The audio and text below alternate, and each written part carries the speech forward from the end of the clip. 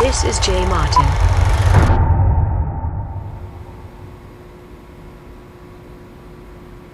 Goldshore Alpha, take 1. Michael, it's good to see you. Thanks for coming in today. Yeah, thanks for having me, Jay. Good to be here. No, I'm excited, and a couple different directions I want to go. Here's where I want to start. I always ask this question to begin. I want to hear your perspective because you storied career in the mining sector, structural geologist at Newmont for many years, now running your own company.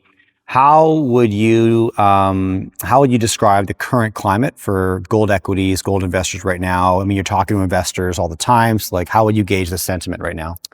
Uncertain. Yeah. I think that's the key word for me. There's so much uncertainty out there. It's very difficult for me to sort of start prognosticating on the market because it's simply, there's too much in the air right now. Yeah. So our job is simply to react to what's actually happening as it occurs and take advantage of windows when we see them for financing. So when investors are ready, we need to be ready for them, ultimately. Let me make a comment to you. So, I ask that question all the time, and I sit down with a lot of entrepreneurs that used to be bankers, some entrepreneurs that used to be promoters, and some entrepreneurs that used to be geologists. And if I were to label it, I'd say that the geologists seem to be the most patient when they ask that question. They're the least convicted, and they're the most, I don't want to say apathetic, but more of it doesn't matter. It's not my job to control sentiment. My job is to build a company. And I get that answer most frequently from the entrepreneurs with the geology background. Yeah, I think it's because if you work for Newmont Mining, you see the cycle and you know that you have to progress at all times. So I think that's, as a geologist or a technical person, you go through that cycle, you know the kind of time it takes. And so, that's what we're operating under, is that sort of framework.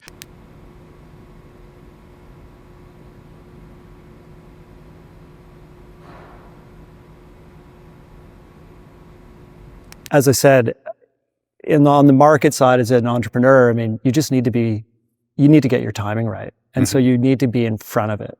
When those windows come, you've already talked to everybody. You're ready to go. When you see that window in the market and the money's there, you take it. Yeah. And I think that's the key. So from a patient's perspective, I think obviously we want to demonstrate that we can advance the asset with intent. Yeah. And that's the job. And then of course, timing your capital is a huge part of that. Yeah. Yeah. Okay. So I just hosted the Vancouver Resource Investment Conference. One conversation that kept on coming up was the concept of peak gold. Right now, I don't know if I believe necessarily in peak anything because, technology usually disrupts peak something, right? We've seen that many times. But the concept was clear. It was that majors can't keep just buying each other. They have to go downstream and look for the new deposits. That's definitely a trend that will probably emerge in the next couple of years.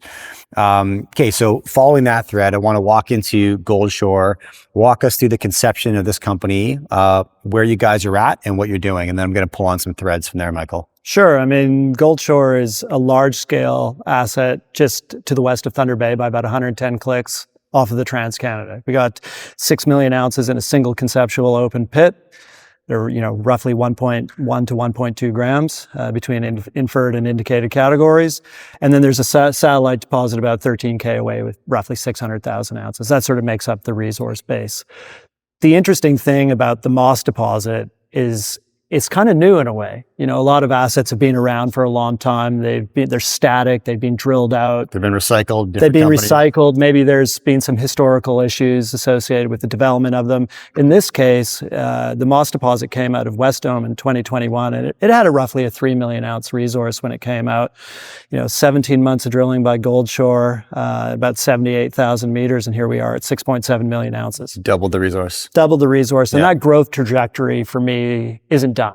You don't see a steep incline like that in resource growth, and that's it. We're just going to plateau. So our project's not static. There's all these opportunities, even within the conceptual open pit, to add ounces, which is very rare. So the deposit hasn't been drilled properly yet.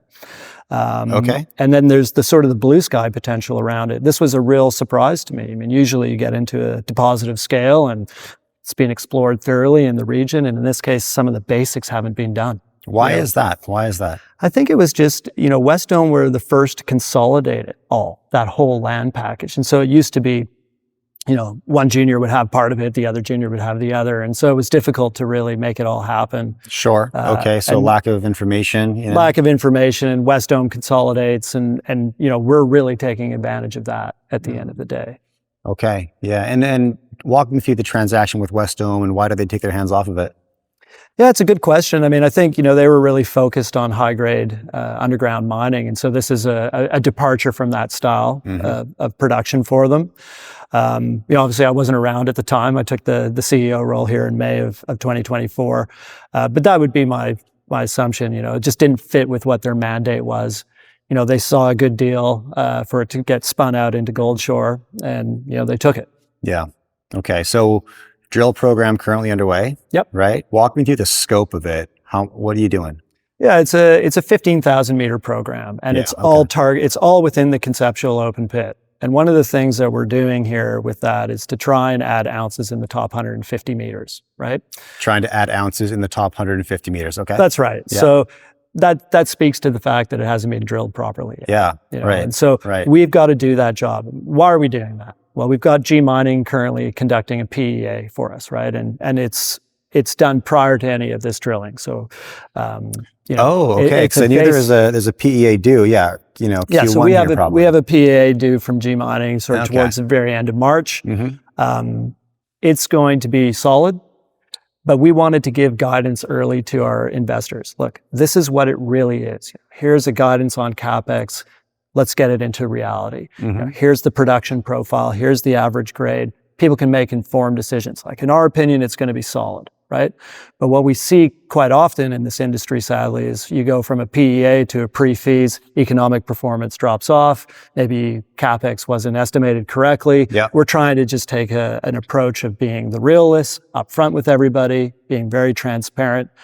And that PEA becomes the base case, because with the drilling that we're doing, adding ounces in the top 150 meters, that will impact the economics very positively, because you'll bring ounces forward in the mine life.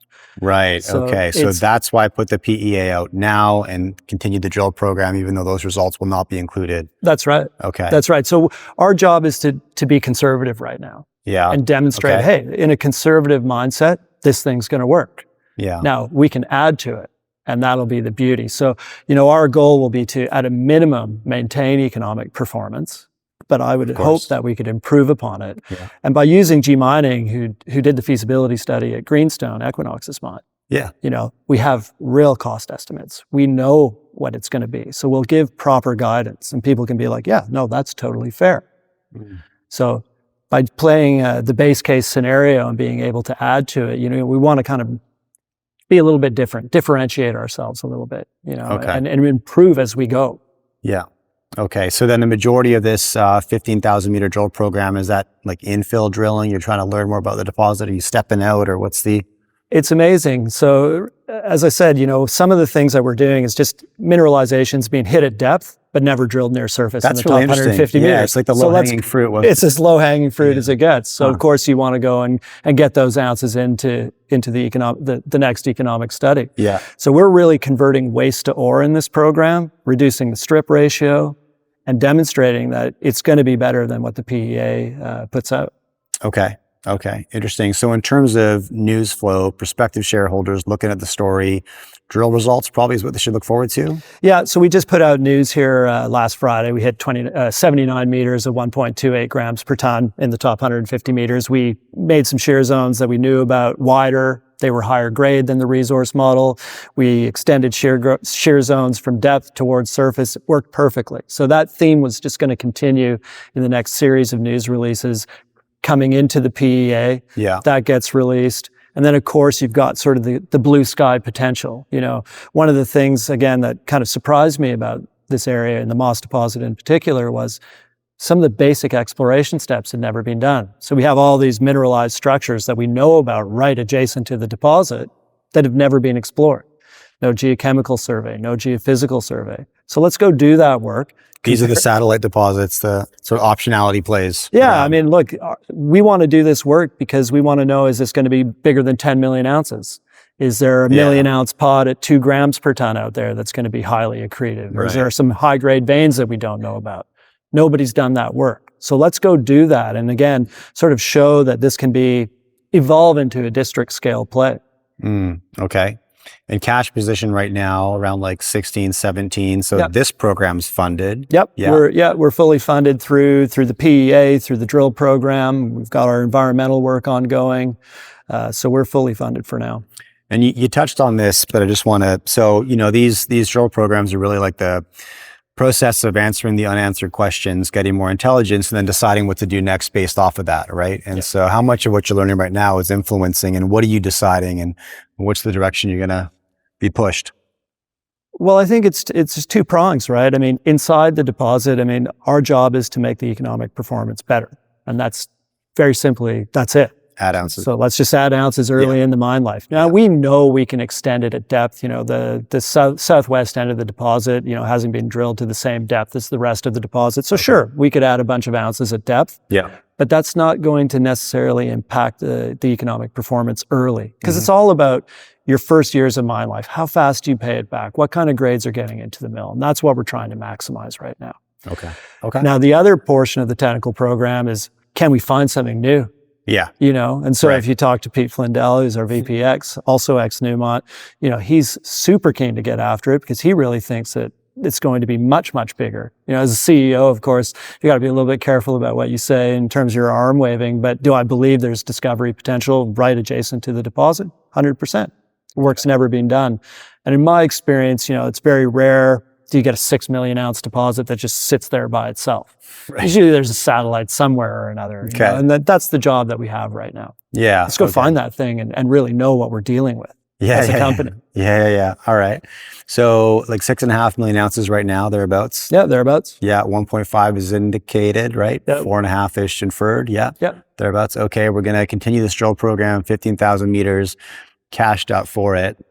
Walk me through your team a little bit, Michael. You mentioned, you brought, your VP of X from Newmont with you, right? No, he was there, which is extremely fortuitous for me. So Pete was there from the beginning. Okay. Since the inception of Goldshore. Yes. And so I got to meet Pete, and I immediately, realized who I was dealing with. The guy's done 10 development projects globally, taking them through all the studies and watching them go into production. So I see. A beautiful skill set. And I asked him numerous times as I was about to take the job, you're staying, right?